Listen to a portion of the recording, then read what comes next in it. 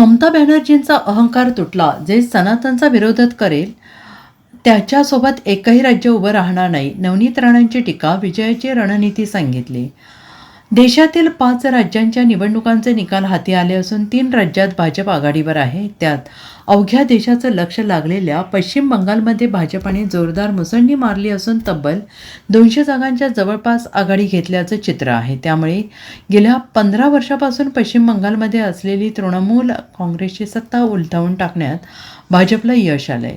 भाजपच्या या यशाबद्दल देश पातळीवर सेलिब्रेशन केलं जात असून मुंबई भाजप प्रदेश कार्यालयातही महिला कार्यकर्त्यांकडून आनंदोत्सव साजरा होतो आहे. भाजपच्या या विजयानंतर भाजपच्या महिला नेत्या आणि माजी खासदार नवनीत राणा यांनी ममता बॅनर्जीवर टीका केली. जो सनातनला आणि भगव्याला विरोध करेल त्याच्यासोबत एकही राज्य उभं राहणार नाही. आज ममता बॅनर्जींचा अहंकार तुटल्याचं राणा यांनी म्हटले. पश्चिम बंगाल हे आपल्या देशाचं राज्य आहे, जे आपल्याकडेच राहिलं पाहिजे. पश्चिम बंगालमधील लोकांनी आज ते करून दाखवले. पश्चिम बंगालमध्ये देशाच्या जनतेला जो निकाल अपेक्षित होता तो आज आलेला आहे. इतक्या वर्षानंतरही ममता बॅनर्जींचा खेळ खतम झालेला आहे. देशाचे गृहमंत्री अमित शहा यांनी एक रणनीती बनवली होती.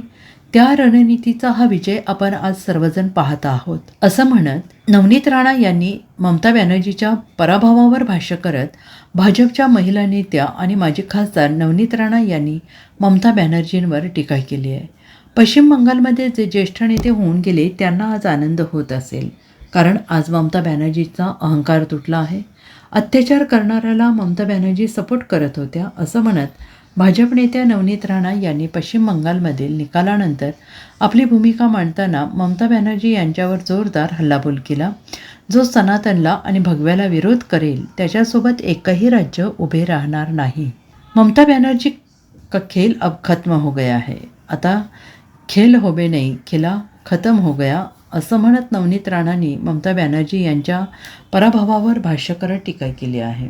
निकाल आज आलेला ही अपेक्षित पूर्ण देशाची महिलांना आणि बंगालवर प्रेम करणारे जे लोक होते पूर्ण देशामध्ये, की बंगाल हा आपला देशाचा एक भाग आहे आणि तो राज्य आपल्याकडे नेहमी राहायला पाहिजे, आणि तेच आज बंगालची जनताने करून दाखवलेलं आहे.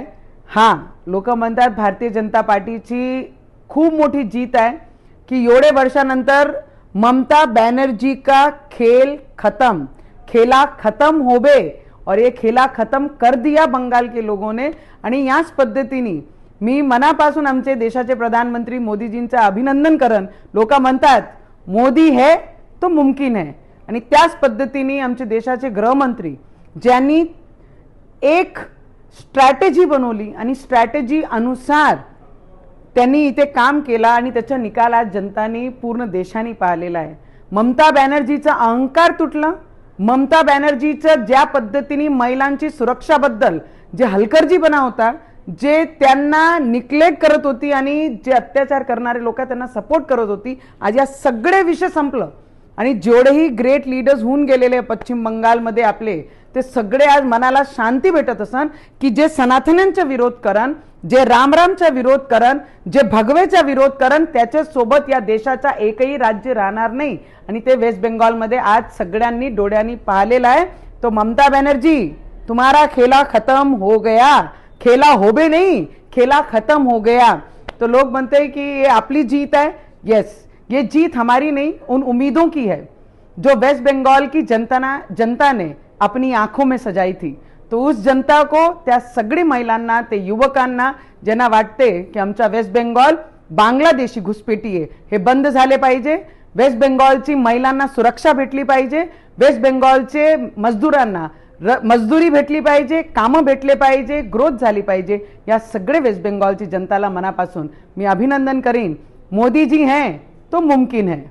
Bureau report, SBN Marathi, Amravati.